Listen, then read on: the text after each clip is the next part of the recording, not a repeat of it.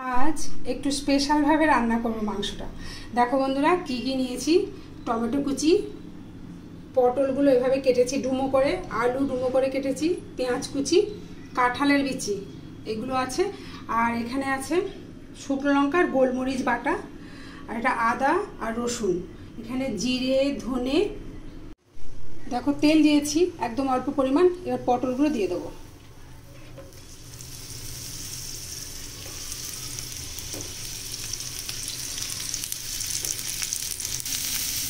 আলু, পটল আর কাঁঠালের বীজ এখানে ভেজে নেবো। এই ননস্টিকে ভাজলে তেলটা কম লাগবে, তাই আমি এভাবে ভেজে নিচ্ছি। তেল গরম হয়ে গেছে, এবার গোটা গরম মশলা আর লবঙ্গ, এলাচ, দারুচিনি আর তেজপাতা, পেঁয়াজ কুচি,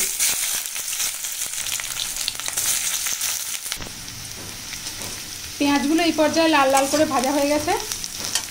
এবার বেটে রাখা আদা আর রসুন,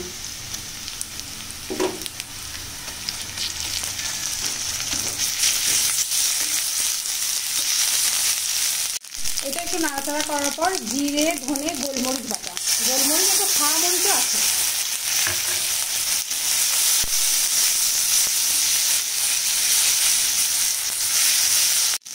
শুকনো লঙ্কা,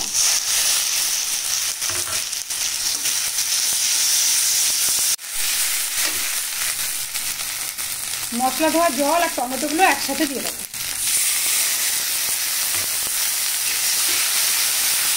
লবণ, হলুদ, এটা দিয়ে এবার বেশ কিছুক্ষণ ভালো করে কষিয়ে নেব।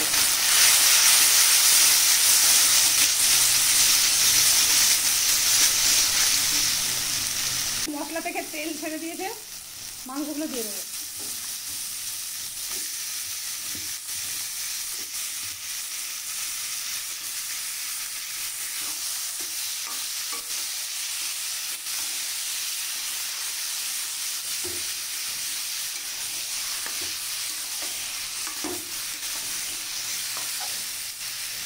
কষিয়েছি, এবার সে ভেজে রেখেছিলাম আলু, পটল আর কাঁঠালের বিচি দিয়ে দেবো।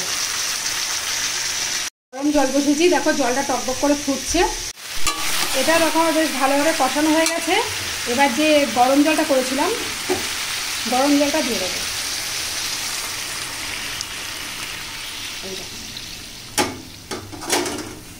গরম জলটা দিলে কি হয় দেখো, সাথে সাথেই ফোটে, মানে একটুও টাইম নেয় না। আর ঠান্ডা জল দিলে একটু সময় নেয় আর কি। আর গরম জল দিলে তাড়াতাড়ি সেদ্ধ হয়ে যাবে, রান্না হবে, রান্নার স্বাদটা একদম দ্বিগুণ থাকবে আর কি। এমনি নর্মাল ঠান্ডা জলে যেভাবে রান্না করে যে টেস্ট হয়, আর গরম জল দিলে কি এই টেস্টটা অনেকটা বেড়ে যায়। এই যে এবারে এটা কিন্তু টকবক টকবক করে শুধু ফুটতে সময় দেবো। দেখো ফোটা শুরু হয়ে গেছে, ঠিক আছে? এই জন্য গরম জলের কাজই এটা, দেওয়ার সাথে সাথে ফুটবে। এই যে দেখো টকবক করে ফুটছে। এটা কষানোর সময় একটা জিনিস দিতে হতো, জানো তো বন্ধুরা, আমি তখন একটু ভুলে গেছিলাম। এই যে কসুরি মেথি, এটা দেখো ওপর থেকে একটু ছিটে দিলাম। এটা এখন দিলেও অসুবিধে নেই। এই রান্নাটা যা হবে না বন্ধুরা, কি বলবো তোমাদের, একদম দুর্দান্ত স্বাদের হবে, দুর্দান্ত, যাকে বলে দুর্দান্ত, অসম। এই দেখো একদম রেডি। এখন যখন নামিয়ে নেবো।